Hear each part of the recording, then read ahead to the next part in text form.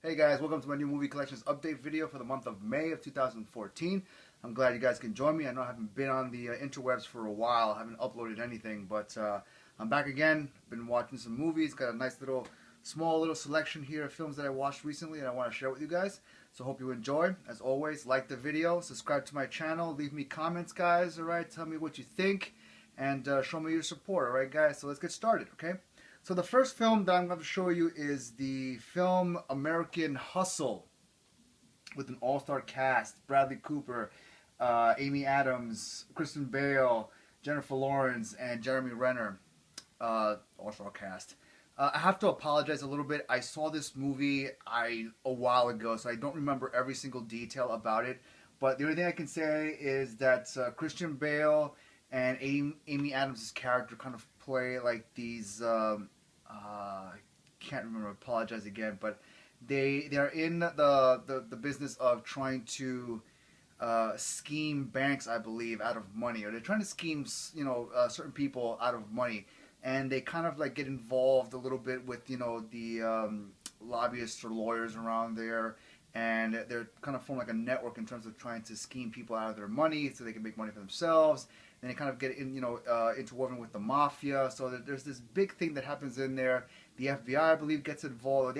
The FBI actually gets to contract these two to help them bust up a large scheme that I believe involves the mafia. It's something along those lines. Again, guys, I apologize. I saw this movie a long time ago already, and I don't remember every single detail. So everything that I just said might be somewhat accurate, but then at the same time, it might also be incorrect as well. But for those of you that have seen this movie, you already know what I'm trying to get at anyway with this film. But overall, what I want to talk about basically is the performances. That I really loved all the performances in this movie. It's top-notch performances from everyone. Again, the setting of this is in the 70s, so I really, really liked all the retro looks, all the costumes and stuff like that. For some reason, I just love things that took place in the 70s. So again, guys, this movie was fantastic. Like I said, great performance from everyone. Again, little iffy on some of the background details about it, but again, it's a great film. I really loved it a lot, and I definitely recommend you guys to watch it if you haven't done so already. The next film they have to show you is also another Jennifer Lawrence film, and it is the sequel to The Hunger Games, Catching Fire. So I finally got to see this movie as well. I did like the first Hunger Games film, so I was interested, in trying to check out the sequel. So I saw this one, and it takes place, I believe, a year after the events of the first Hunger Games. And the whole premise behind this one is of course, the Capitol is trying to get rid of Katniss's character because of the revolution that she is, kind of beginning to get. She's getting it started, even though she has nothing to do with it, or she wants no part of the revolution. In order to free all the 13 states away from the tyranny of the Capitol, but she unknowingly kind of creates this movement of people trying to cause a what do you call it, a revolution against the established order. And what happens is that this time the Capitol decides to, in order to get Katniss's character back into the Hunger Games, to eliminate her, is that they force all the previous winners to go back into the Hunger Games tournament again for the tournament that happens for this particular film. So I mean, that's pretty much all I want to say about it. Just to give you a gist of what happens in this movie. Again, I really did enjoy it. I did like it. There were some really cool, interesting moments, or some interesting visual effects that were added in this one. For some of the events that happen. It really does progress, and it goes, and it kind of leaves you off on a really, really large cliffhanger. Again, hopefully I'm not giving away anything by saying that. I mean, for those of you that have seen it, you know exactly what I'm talking about in terms of the cliffhanger, which is they're going to finally wrap it up in the third film, which I believe is in production right now, so it should be coming out sometime soon. So again, overall, again, I did love this movie. I did love it, but I did like it. So it's good for what it was. So I definitely say it's definitely worth a check out. So if you haven't done so, you can check out Hunger Games: Catching Fire. The next film I have to show you is Disney's Frozen. Now, if you saw my previous video, the special movie spotlight review of Frozen, you basically know everything that I had to say about this film. And so just to briefly wrap it up, just give you my thoughts on it. I really love this movie a lot. There's a lot of things happening in here that go far beyond what you probably see on the surface. There are a lot of undertones, a lot of sub messages that are happening here that are pretty subtle, but you have to really pay attention in order to be able to catch them. But I really did enjoy this movie a lot. Again, the film that Elsa sings, "Let It Go," is probably one of my favorite songs now already coming out of this movie. So definitely, check out Frozen if you haven't done so already. The kids are gonna like it, so it's definitely something that I would recommend, for the whole family to watch with the kids too. So definitely check out Frozen if you haven't done so. The next film is a Christian Bale film as well, called Out of the Furnace, and this is basically about Christian Bale, whose brother, played by what's this actor's name? Casey Affleck, who I believe returns from the military. He was serving overseas, so he comes back home, and I believe, if I recall, he's kind of like, trying to get money because he doesn't have a job, so he's trying to look for ways to get money, and he kind of gets involved in a lot of underground fights.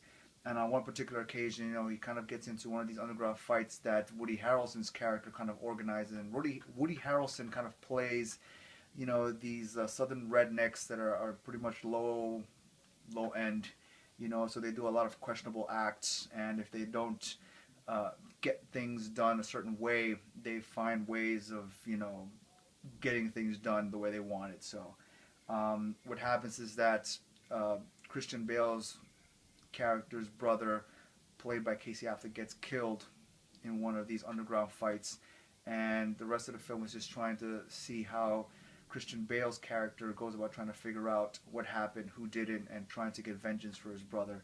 And it's a really, really interesting film. I really enjoyed it, that whole aspect of the vengeance in there.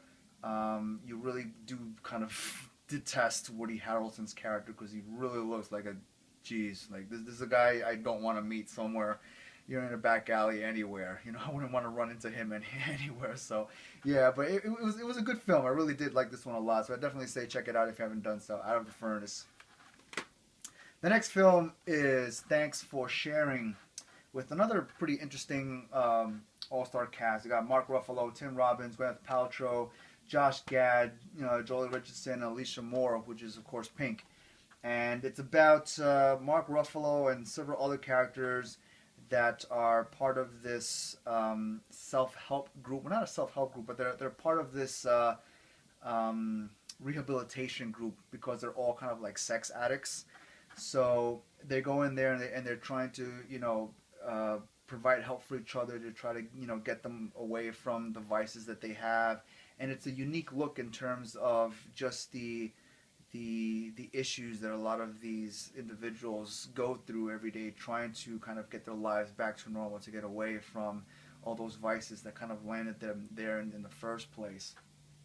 And you get different perspectives. Like each of the characters in here pretty much, are, well, not every character, but most of them are in this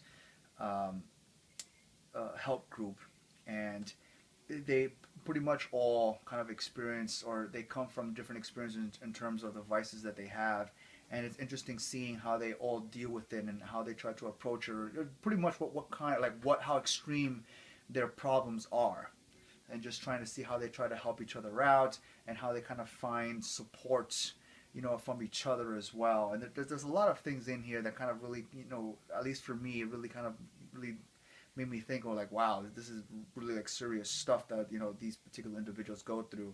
And it's really kind of interesting, again, to see that whole dynamic, to see how these characters kind of really either conflicted with each other at certain points, or they really found that support that they needed at certain moments in their lives, that where things just felt like they were just collapsing all over and were just crashing right right underneath their feet. So it was pretty cool. It was an interesting film. I really liked what they did with this one. So it's definitely worth a look. So I'd say definitely check out Thanks for Sharing if you haven't done so. And the last film that I have to show you is an anime, one of the anime films that I bought recently, and it is called Wolf Children. And it's basically about this female human who falls in love with a male kind of like wolf deity. Well, I wouldn't really call him a wolf, or he's part wolf, but not a deity so much. But he's kind of like the last of his race of what would you call it? Wolf what's the word I'm looking for? I can't even think right now. It's late at night anyway. I'm doing this video, but he's the last of his wolf kind. I'll put it that way. It's probably not the best way to describe it, but and they fall in love. She ends up having 2 kids. The husband dies when because he goes out and literally goes to hunt and kill food to bring back for his children, and he happens to die on one of these occasions, leaving the wife, the mother, to care for these children, and she has no idea basically how to raise wolf children, especially these half breeds, they're half human, half wolves. She has no idea. She never got the opportunity to ask him, well, how did he grow up, or find any type of help in terms of trying to raise these kids. So basically, the whole film centers around just watching how this mother character basically takes these wolf cubs and raises them, and pretty much having to go through different obstacles, from living in the city to pretty much just living out in the woods, because that's the only place that she can, find safety and not be discovered, that or not have her children be discovered by the public that they are wolf wolf breeds. So it's pretty interesting just seeing, and then just seeing how the kids grow up into following the individual paths that they choose to set out for themselves, because they pretty much go on separate paths. So it was pretty interesting to watch how that turned out. But overall, it was a really nice film. I really did enjoy it. I believe it comes from the same writer-director that did Summer Wars, which came out, I believe, 2 or 3 years ago. So it's the same person also that did this particular movie. Although the animation quality and design is a little bit different from Summer Wars, but still, there's a really nice story behind this one as well. That's pretty similar to, not similar to Wolf Children, but it has the same elements. It really kind of, you really get immersed into that world that's so richly displayed in this film in animated form. So definitely, if you can find this one, Wolf Children, I say definitely, it's worth a pickup to watch.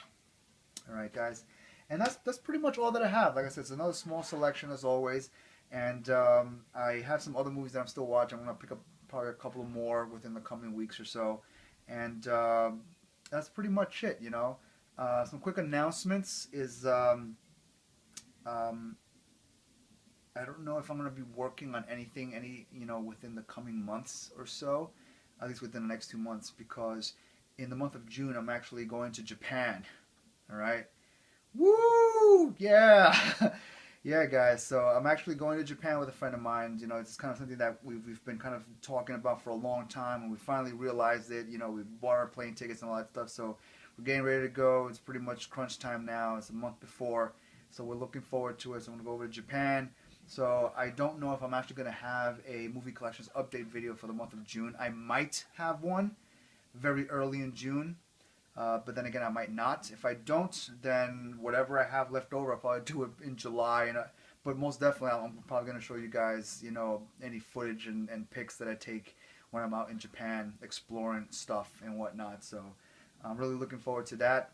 I'm working on a couple of projects right now also film-wise. So I'll keep you guys up to date, to let you guys know when that stuff comes out.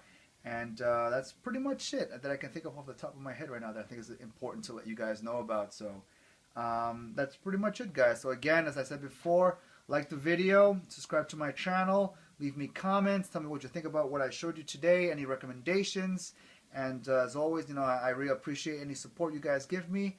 And just keep watching films and stay safe, alright, guys? Check you laters.